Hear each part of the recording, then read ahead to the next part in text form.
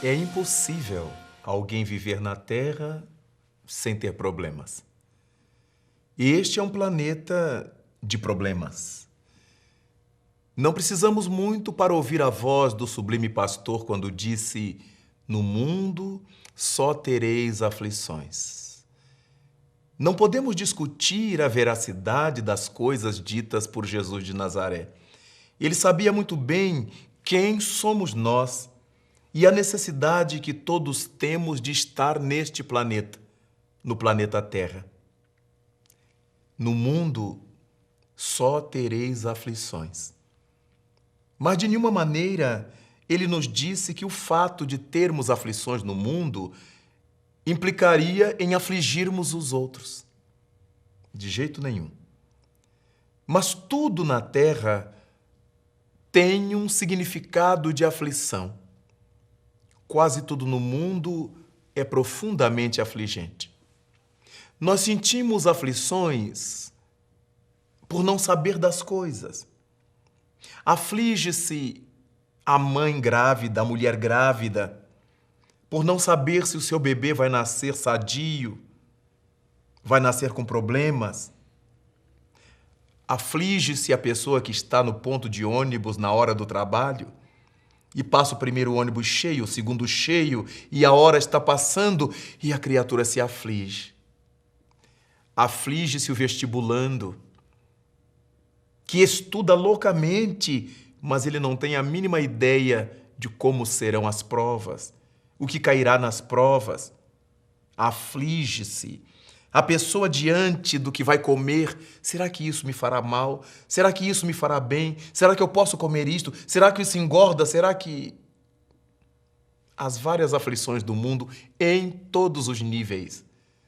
Se um dos nossos familiares que está na rua, que está trabalhando e que costuma chegar em determinado horário não chega, lá está a aflição a tomar conta de nós. O que houve? O que aconteceu? O que terá havido? E começamos a telefonar, a ligar, a saber, a buscar as aflições. Mas todos esses fenômenos têm níveis. Níveis menores, níveis maiores. Todos nós na Terra sofremos muitos reveses. O desemprego, por exemplo. Que tormento! Que falta de chão sentimos quando nos falta o trabalho profissional, quando não temos onde ganhar o pão diário. A enfermidade, as doenças que invadem nossa casa, nos acometem os nossos familiares. Gastamos dinheiro, gastamos recursos emocionais, sentimentais, na busca da solução para o problema, da cura, da medicação, do tratamento. O luto, a aflição do luto, a dor do luto. Quando vemos algum dos nossos partir para o mais além, algum amigo, alguma pessoa querida, tudo isto faz parte do que poderíamos dizer que são nuvens pesadas, que se ajustam, que estacionam sobre as nossas vidas. É como se a qualquer momento essas nuvens fossem desabar, convertidas em tempestade. Mas é verdade, todas essas experiências se assemelham a nuvens que passam. Todas elas tomarão rumo novo. Todas elas partirão diante dos ventos de uma nova realidade. Diante dos ares de uma nova espera. Nenhum desespero diante dessas nuvens densas. Nós, na Terra, estamos aqui exatamente para isso. Aprender a driblar situações difíceis. Aprender a superar desafios. Aprender a ganhar experiências positivas, experiências do bem, aprender a nos aproximar do reino do Senhor, esse reino dos céus que se encontra em nossa intimidade. esse reino dos céus que está dentro de nós. Por isto, diante dessas nuvens pesadas que toldam volta e meia os céus de nossa existência, cabe uma postura de serenidade. Não é fácil, não é simples, mas não temos outra alternativa diante dos reveses, diante das aflições, senão a tranquilidade. A serenar-nos tanto quanto nos seja possível, fazendo-nos sempre essa mesma pergunta: se eu me desesperar, se eu me desarticular, resolverei alguma coisa? A resposta será negativa. E se eu não resolverei nada, perdendo as estribeiras, perdendo-me no meio dos problemas, melhor guardar a harmonia em mim e esperar por Deus.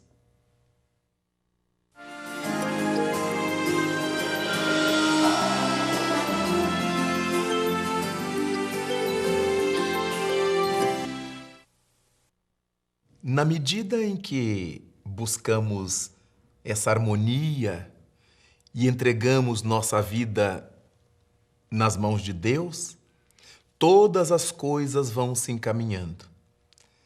Essas nuvens que passam sobre nossas existências podem provocar muito pavor, muito medo, muita insegurança, fazendo com que muita gente admita o azar sobre sua vida. Há pessoas que imaginam-se dotadas de uma falta de sorte, dos azares da sorte, quando em realidade nós não estamos expostos aos azares. As coisas nos acontecem em razão da escala de nossos méritos, de nossos deméritos, dos erros e acertos que tenhamos perpetrado em dias longínquos ou próximos de nossa existência espiritual. Por isso é importante verificar que as frustrações, os conflitos que chegam às nossas vidas também são nuvens que passam.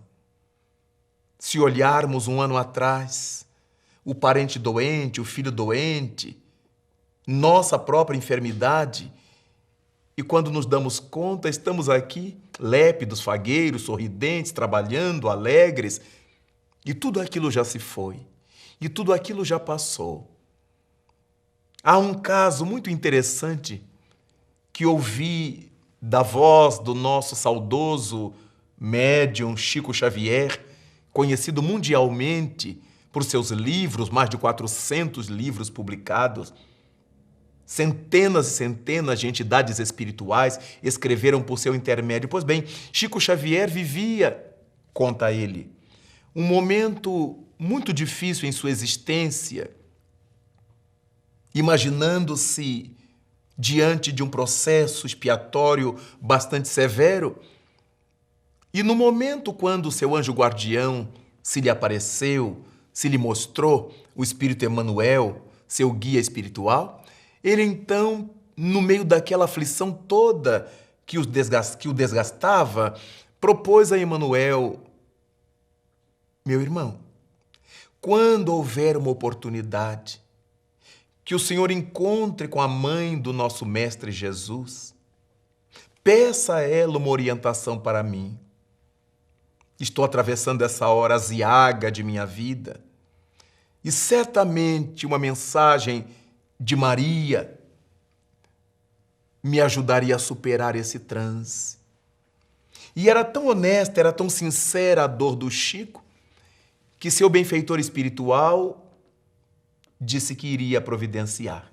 Na primeira oportunidade em que estivesse em contato com a mãe do Nazareno, pediria a ela uma orientação para a sua vida.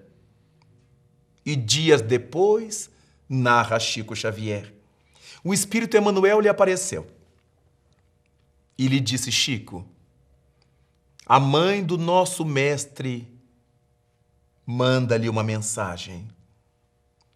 E o nosso Chico Xavier saudoso, de saudosa memória, Tomou papel, tomou lápis para anotar a mensagem que lhe vinha de parte de Maria de Nazaré.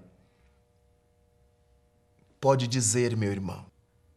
E o Espírito Emmanuel ditou para ele: isto também passará. Ponto. E Chico ficou esperando a continuidade da mensagem, mas a mensagem era isto: a afirmativa de que todas as nuvens passam. Isto também passará.